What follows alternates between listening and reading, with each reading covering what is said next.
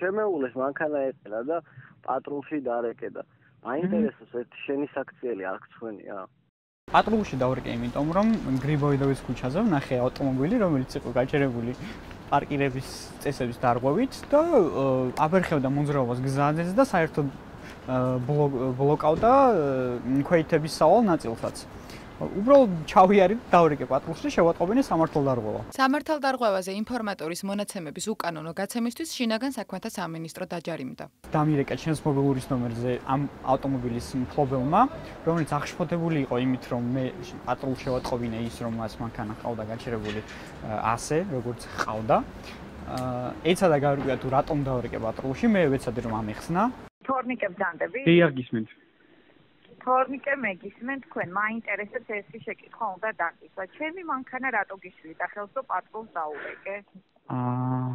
თქვენ ბრძანდებით უკაცრავად? მანქანის პატრონი რა ხელს გიშლით? აბა მითხარი თორნიკეენ გაწუხებდათ ეს რო იბლოკე. კი რა თქმა უნდა. კი რა თქმა უნდა შემოფერხავ და მოვიქეცი როგორც მოიქცევდა ცივილიზებული მოქალაქე შევატყობინე პოლიციას.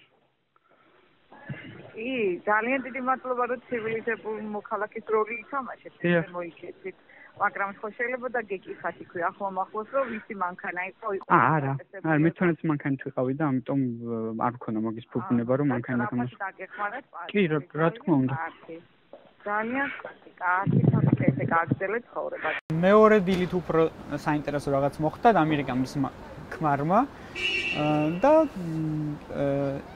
ეცადა გაერკვია იყო თუ არა ჩემი საქციელი მოსაწონი და მთხოვა რომ ამეხსნა თუ რატომ დავრეკე პატრულში მისი მეუღლის ავტომობილის გამო.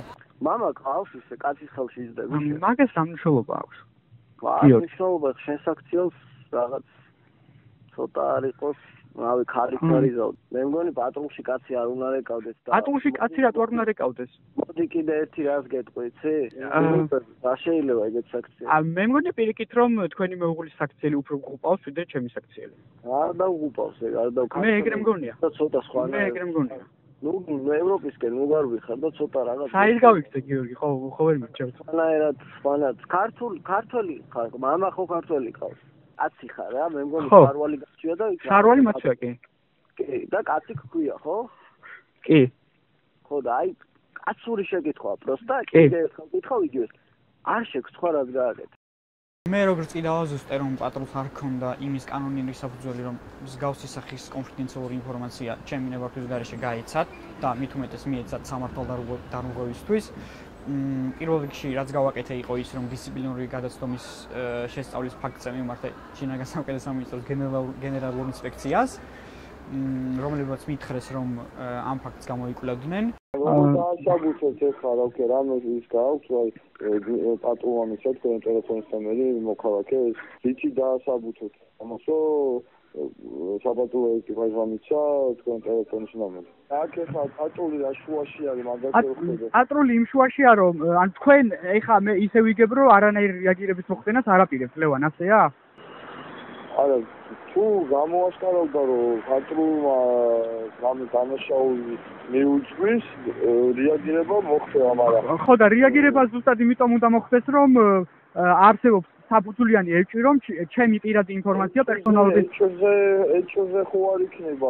შინაგან საქმეთა სამინისტროს გენერალურმა ინსპექციამ მომხდარის შესწავლის შედეგად საპატრულო ეკიპაჟის მხრიდან დისციპლინური გადაცდომა და სამართალდარღვევა ვერ აღმოაჩინა. თუმცა შინაგან საქმეთა სამინისტროს შემოწმების შედეგად სამართალდარღვევა აღმოაჩინა პერსონალურ მონაცემთა დაცვის ინსპექტორმა. რასაკვირველია ნებისმიერი მონაცემის დამუშავება არ აქვს მნიშვნელობა ეს მობილურის ნომერი იქნება სახელი და გვარის და დაბადების თარიღის ნებისმიერი იდენტიფიცირებული მონაცემი. ეს არასანქცირებულად კანონით გათვალისწინებული საფუძვლებით გაცემა რასაკვირველია სამართალდარღვევას წარმოადგენს და შესაბამისი სანქციებიც არსებობს ამასთან დაკავშირებით. ჩვენი კომპეტენციის ფარგლებში არ აქვს მნიშვნელობა ეს რა საფუძველს ეყრდნობოდნენ როგორ თვლიდნენ საჭიროდ ნებით მოხდა ეს გაუფრთხილებლობით განზრახ დაუდევრად თუ ასე შემდეგ. ჩვენ როგორც კი სამართალდარღვევა აღმოვაჩინეთ ამ კონკრეტულ შემთხვევაში მოვახდინეთ რეაგირება და შესაბამისი გადაწყვეტილების საფუძველზე დაეკისრა კონკრეტული სახის სანქცია კონკრეტულ უწყებას. შინაგან საქმეთა სამინისტროს ადმინისტრაციული სახდელის სახით 500 ლარის გადახდა დაეკისრა. გატარდა თუ არა რაიმე ზომები საპატრულო ეკიპაჟის, რომელმაც თორნიკეს მობილურის ნომერი გასცა, ან გენერალური ინსპექციის წინააღმდეგ, რომელმაც აღნიშნული სამართალდარღვევა საქმის არასათანადო შესწავლის გამო ვერ აღმოაჩინა, ამ შეკითხვით ჩვენ შინაგან საქმეთა სამინისტროს მიმართეთ. საიდანაც გვიპასუხეს, რომ პერსონალური მონაცემების დაცვის ინსპექტორმა სამინისტრო ზოგადად ოქმის შედგენის ფორმა დაუწუნა და შინაგან საქმეთა სამინისტროს დაჯარიმებას კონკრეტულად ამ ამბავთან არანაირი კავშირი არ აქვს. როგორი არის შეტყობინების მაჩვენებელი ქვეყანაში, დინამიკა როგორი არის დანაშაულის რა პროცენტული წილი გაიხსნა მაგალითად, რა პროცენტული წილი დაიწყო ესეთი შეტყობინებით, როცა პირი არის დაზარალებულია, არც უბრალოდ შეესწრო, გარეშე პირი არის. ესეთი სტატისტიკის წარმოება საინტერესო იქნებოდა ზოგადად თვითონ პატრულის და სამართალდამცავი სისტემის მიმართ არსებული ნდობის შესამოწმებლად. ჩემი აზრით, თუ საპატრულო პოლიციამ მსგავსი მანკიერი პრაქტიკა დაამკვიდრა, გრძელვადიან პერსპექტივაში მოსალოდნელია, რომ პოლიციამ როგორც სამართალდამცავმა ორგანომ დაკარგოს საზოგადოების ნდობა მნიშვნელოვან წილად და ესეთი შემთხვევები, ეს კონკრეტული შემთხვევა პირდაპირ კავშირში არის ზოგადად სისტემისადმი ნდობაზე და თუ ადამიანს არ აქვს იმის გარანტია, რომ მისი სახელი და გვარი, მისი ტელეფონის ნომერი და სხვა პერსონალური მონაცემები იქნება დაცული გარეშე პირთა შეხებისგან, ასე რა თქმა უნდა, ის აღარ მოისურვებს თანამშრომლობას სამართალდამცავ სისტემასთან. სწორედ ამის გამო ვაპირებ, რომ ყველაფერთან ერთად მიმართო სასამართლოსაც არაქონებრივი ზიანის მოთხოვნით შინაგან საქმეთა სამინისტროს წინააღმდეგ და მოვითხოვო 1 ლარი როგორც ზიანის ანაზღაურება. არა, ვიცი, რაც მოყვება ამ ყველაფერს და პროსტა შეკითხვით დაგირეკე მე. ხო, მე სხვა გიხსენით ან რატო დავრეკე, არაფერი პირადული, უბრალოდ მოვიხადე ჩემი მოქალაქეობრივი ვარი. აი, მოქალაქეობრივი, კაი.